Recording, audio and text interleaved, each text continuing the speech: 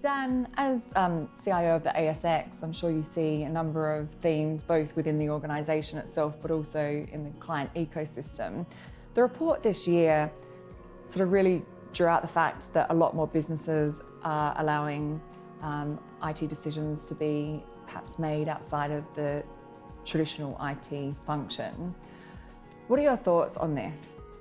Yeah, I thought it was an interesting part of the report. I think, when it's done poorly, we call it shadow IT, and we worry that bad decisions are being made in a project context or in a particular room up on level 7. And of course, you don't want to allow that, not when there's so much at stake, when cyber risks are increasing, when, data is becoming more valuable, when those sorts of decisions can actually cost the organisation lots. But when it's done well, I suppose, within the context of an architecture where you know what your boundary conditions are, where you've got good infrastructure choices, where you've established some platforms for development, actually, done well, it could be federated development. It could be delivery at pace that's led by the business and achieving, value well. So I do think, like many things in the report, it's hard to see something that's a global trend when you've covered that many people, and context is everything. Yes. But, shadow IT is the poor man's version.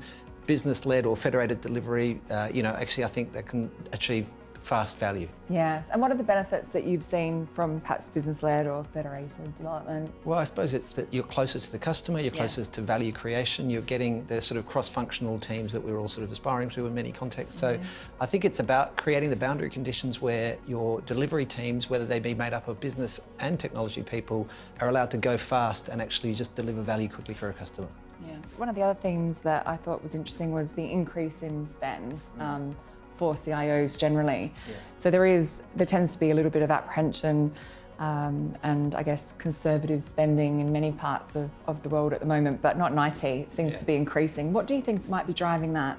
One is that we talked a little bit about the cyber threat, and the truth is that threat landscape continues to evolve, and it's very hard to think of a board that wouldn't be taking that threat seriously. I think organisations are increasingly valuing data, and getting value out of your data means well-designed and well-implemented systems. Yes. And so you've got this, potential for a downside risk that you have to address in cyber, but also a significant upside in both customer experience and efficiency if you can deal with that in a productive and positive way. I think one of the perhaps challenges for technology leaders is that you need to make sure you are being really clear about how you're getting value out of that increased budget.